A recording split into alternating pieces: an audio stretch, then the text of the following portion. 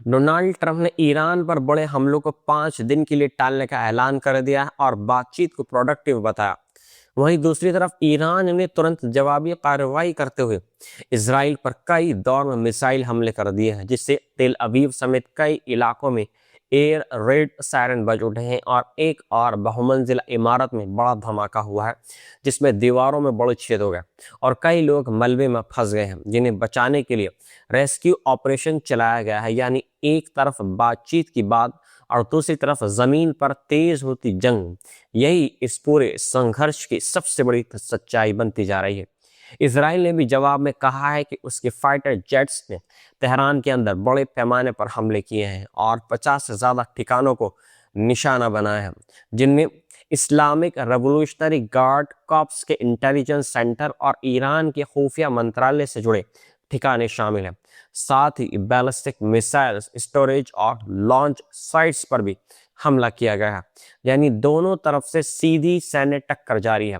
इस बीच ट्रंप का कहना है कि अमेरिका और ईरान के बीच लगभग सभी मुद्दों पर सहमति बनती दिख रही है, लेकिन ईरान के संसद अध्यक्ष मोहम्मद बागर कालिबाफ ने इसे पूरी तरह फेक न्यूज बताया है और कहा है कि कोई बातचीत ही नहीं हो रही है, बल्कि ये सब तेल और शेयर बाजार को प्रभावित करने के लिए मनोवैज्ञानिक एक खेल है, एक साइकोलॉजिकल खेल है।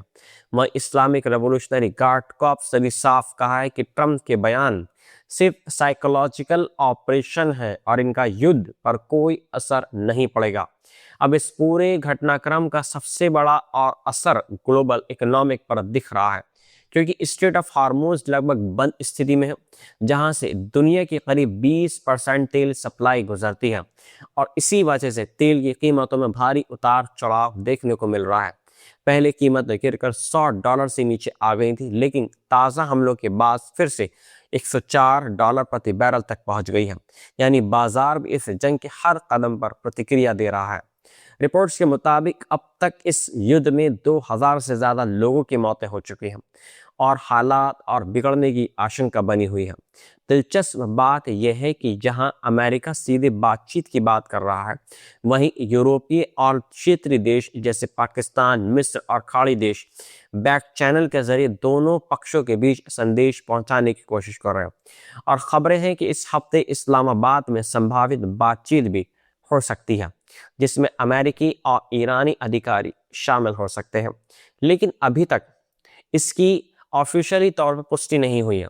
यानी तस्वीर पूरी तरह धुंधली है। एक तरफ कूटनीति की कोशिशें और दूसरी तरफ लगातार बढ़ते हमले, और यही दिखा रहा है कि यह युद्ध अभी खत्म होने के से काफी दूर है और किसी भी वक्त और बड़ा रूप ले सकता है, क्योंकि जब मिसाइलें चल रही हों और साथ ही बातचीत की बातें भी हो रही हों, तो इसका मतलब होता है कि जमीन पर असली फैसला अभी बाकी है।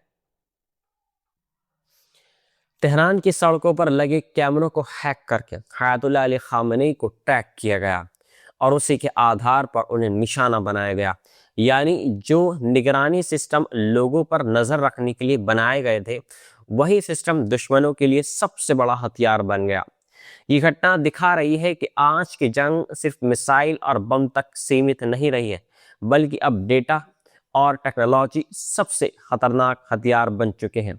बताया जा रहा है कि ईरान में हजारों कैमरे लगाए गए थे जो इंटरनेट से जुड़े हुए थे और कई सालों से साइबर हमलों का शिकार होते रहे थे।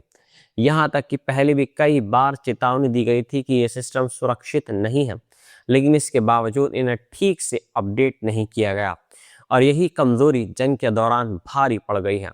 एक्सपर्ट्स के मुताबिक आज दुनिया भर में करोड़ों कैमरे लगे हुए हैं, जिनमें से लाखों बेहद आसानी से हैक किए जा सकते हैं, क्योंकि उनमें साधारण पासवर्ड या पुराने सॉफ्टवेयर का इस्तेमाल होता है और कई बार तो बिना पासवर्ड के ही एक्सेस मिल जाता है।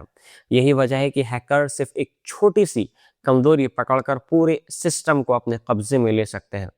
अब इसमें सबसे बड़ा बदलाव आर्टिफिशियल इंटेलिजेंस ने किया है, क्योंकि पहले इतनी बड़ी मात्रा में वीडियो डेटा को खंगालने में हफ्तों लग जाते थे, लेकिन अब एआई कुछ ही सेकंड्स में चेहरे पहचान सकता है, लोगों की लोकेशन ट्रैक कर सकता है और उनकी रोजमर्रा की एक्टिविटीज का पूरा पैटर्न निकाल सकता है। यानी अब जंग में कैमरा प्लस एआई एक नई खतरनाक ताकत बन चुका है। रिपोर्ट्स के मुताबिक कैमरों के जरिए लोगों के घर का पता, उनके आने जाने के रास्ते और इसके साथ चलने वाले सुरक्षा कर्मियों तक की जानकारी निकाली गई और इसी के आधार पर हमला का ऐलान किया गया। ये भी सामने आया है कि पहले भी कई बार इवन प्रिजन और शहर के अन्य इलाकों के कैमरे हैक होकर डेटा लीक हो चुके हैं। यानी खतरा पहले से ही मौजूद था, लेकिन इसे नजरअंदाज किया गया। अब इस घटना ने दुनिया भर की सरकारों के सामने एक बड़ा सवाल खड़ा कर दिया है कि जो निगरानी सिस्टम सुरक्षा के लिए बनाए जाते हैं, क्या वही सिस्टम सबसे बड़ा खतरा बन सकते हैं? एक्सपर्ट्स का कहना है कि ये एक डबल एज्ड सॉवर्ड है, यानी जितना ज्यादा निगरानी नेटवर्क उतना ही ज्यादा जोखिम भी होगा, क्योंकि अगर ये सिस्टम हैक हो गया तो दुश्मन को हर चीज लाइव दिखने लगेगी। यही वजह है कि अब कई देशों ने लोगों को वीडियो शेयर करने तक से रोक दिया है ताकि दुश्मन उन फुटेज का इस्तेमाल ना कर सके। और साइबर सिक्योरिटी एजेंसियां लगातार अलर्ट पर हैं। लेकिन सबसे बड़ा सच यही है कि दुनिया में जितने ज्यादा कैमरे लग रहे हैं उतना ही ज्यादा खतरा भी बढ़ रहा है। और ये घटना इस बात का सबसे बड़ा उदाहरण बन चुकी है कि भविष्य की जंग में बंदूक से ज्यादा खतरनाक अधिक हथियार, डेटा और निगरानी सिस्टम होने वाले हैं। डोनाल्ड ट्रंप ने अचानक ऐसा बयान दे दिया है जिसने पूरी दुनिया को हैरान कर दिया है। ट्रंप ने कहा है कि अमेरिका और ईरान मिलकर स्ट्रेट ऑफ हार्मोज को जॉइंटली कंट्रोल कर सकते हैं। यानी दुनिया की सबसे अहम तेल सप्लाई रूट पर अब दुश्मन देश मिलकर कंट्रोल करने की बात कर रहा है और यही बयान इस पूरी जंग की दिशा बदल सकता है। एक तरफ वही ट्रंप है जो कुछ दिन पहले ईरान को धमकी दे रहे थे कि अगर स्ट्रेट ऑफ हार्मोज नहीं खुला तो बिजली ग्रिड पर हमला होगा, और दूसरी तरफ अब वो कह रहे हैं कि बातचीत बहुत अच्छी और प्रोडक्टिव चल रही है। लेकिन सवाल यह है कि क्या सच में कोई डील बन रही है या ये सिर्फ रणनीतिक दबाव की राजनीति है, क्योंकि ईरान ने साफ इनकार कर दिया है कि कोई सीधी बातचीत नहीं चल रही है और कहा है कि सिर्फ क्षेत्रीय देश तनाव कम करने की कोशिश कर रहे हैं। अब यहाँ सबसे बड़ा पॉइंट समझना बेहद जरूरी है कि स्ट्रेट ऑफ हार्मोज कोई आम समुद्री रास्ता नहीं, बल्कि दुनिया की करीब 20% तेल सप्लाई यहीं से गुजरती है। यानी जो इस पर कंट्रोल करेगा वही ग्लोबल इकोनॉमिक पर असर डाल सकता है। और रिपोर्ट्स के मुताबिक इस जंग के बाद हालात पूरी तरह बदल चुके हैं। कहा यह जा रहा है कि ईरान ने इस स्टेट ऑफ हार्मोज पर डी फैक्टो कंट्रोल बना लिया है, यानी बिना आधिकारिक घोषणा के भी वहां उसका प्रभाव साफ दिख रहा है। अब तक कम से कम 17 जहाजों पर हमले हो चुके हैं, जिससे पश्चिमी देशों के जहाज मालिक डर गए हैं और इंश्योरेंस प्रीमियम आसमान छू रहे हैं। नतीजा ये हुआ है कि कई पश्चिमी जहाज इस रूट से गुजरने से बच रहे हैं, जबकि ईरान खुद 10 लाख से 15 लाख बैरल रोजाना तेल एक्सपोर्ट कर रहा है। यानी एक तरफ दूसरों को रोकना और दूसरी तरफ खुद फायदा उठाना, यही नई रणनीति बनती दिख रही है। इतना ही नहीं, रिपोर्ट्स कह रही है कि भारत, पाकिस्तान, चीन और इराक जैसे देश अब सीधे तेहरान से बात कर रहे हैं ताकि उनके जहाज सुरक्षित निकल सके। यानी अब समुद्री रास्ता भी एक तरह का परमिशन बेस्ड सिस्टम बनता जा रहा है। कुछ मामलों में तो जहाजों को गुजरने के लिए पैसे तक देने पड़ रहे हैं और यही वजह है कि इसे हूती मॉडल कहा जा रहा है, जहां यमन के हूती पहले रेड सी में यही रणनीति अपना चुके हैं। फर्क सिर्फ इतना है कि ईरान ने इसे और ज्यादा संगठित और बड़े स्तर पर लागू कर दिया। अब सबसे बड़ा सवाल यह है कि अगर अमेरिका सच में ईरान के प्रभाव को मान लेता है तो क्या ये उसकी सबसे बड़ी रणनीतिक हार होगी, क्योंकि दशकों से अमेरिका खुद को समुद्री सुरक्षा का सबसे बड़ा गारंटर मानता रहा है। और अगर स्ट्रेट ऑफ हार्मोज जैसे अहम रास्ते पर उसका कंट्रोल कमजोर पड़ता है तो इसका असर सिर्फ मिडल ईस्ट ही नहीं बल्कि पूरी दुनिया की इकोनॉमिक पर पड़ेगा। तेल की कीमतें, गैस सप्लाई और ग्लोबल ट्रेड सब कुछ इससे जुड़ा हुआ है। ऐसे में ट्रंप का ये बयान सिर्फ एक बयान नहीं बल्कि एक संभावित भू राजनीतिक बदलाव का संकेत माना जा रहा है। अब देखना होगा कि क्या ये बातचीत सच में किसी समझौते तक पहुंचती है या फिर टकराव और ज़्यादा खतरनाक मोड़ ले लेता है, क्योंकि अगर स्ट्रेट ऑफ हार्मोज पूरी तरीके से एक कंट्रोल जोन बन गया तो दुनिया की सबसे बड़ी सप्लाई लाइन युद्ध का हिस्सा बन जाएगी। डोनाल्ड ट्रंप के बयान ने इजराइल के अंदर ही भ्रम और निराशा पैदा कर दी है, क्योंकि ट्रंप ने कहा है कि ईरान के साथ बातचीत जारी रहेगी और जंग को खत्म करने की कोशिश हो रही है, जबकि इससे पहले वही ट्रंप ईरान के ऊर्जा ठिकानों पर बड़े हमलों की धमकी दे चुके थे। और दूसरी तरफ ईरान ने साफ इनकार कर दिया कि कोई बातचीत नहीं चल रही है।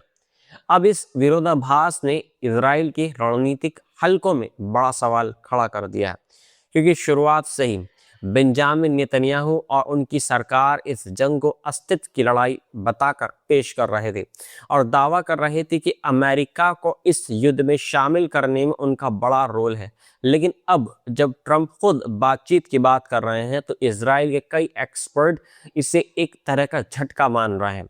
नेतन्याहू ने अपने बयान में कहा है कि अमेरिका इस युद्ध की उपलब्धियों को एक समझौते में बदलना चाहते हैं, लेकिन साथ ये भी साफ कर दिया है कि इजराइल ईरान और लेबनान में हमले जारी रखेगा और मिसाइल तथा न्यूक्लियर प्रोग्राम को खत्म करने की कोशिश ऐसे ही करता रहेगा।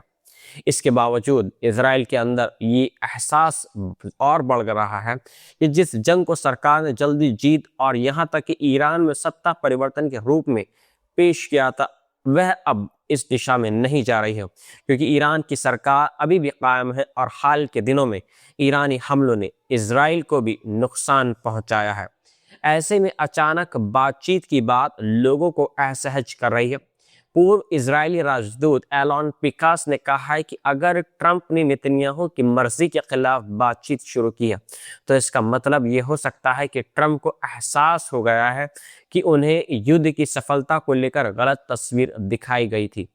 वहीं राजनीतिक जानकार ऑरी गोल्डबर्ग ने तो इस सीधे तौर पर नेतन्याहू की हार बताया है और कहा है कि ये ऐसा है जैसे अमेरिका ने इजराइल को फिलहाल किनारे कर दिया हो।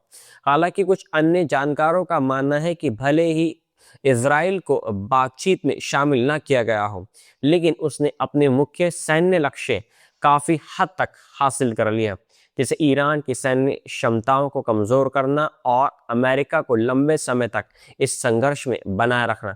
यानी तस्वीर पूरी तरह एक तरफा नहीं है।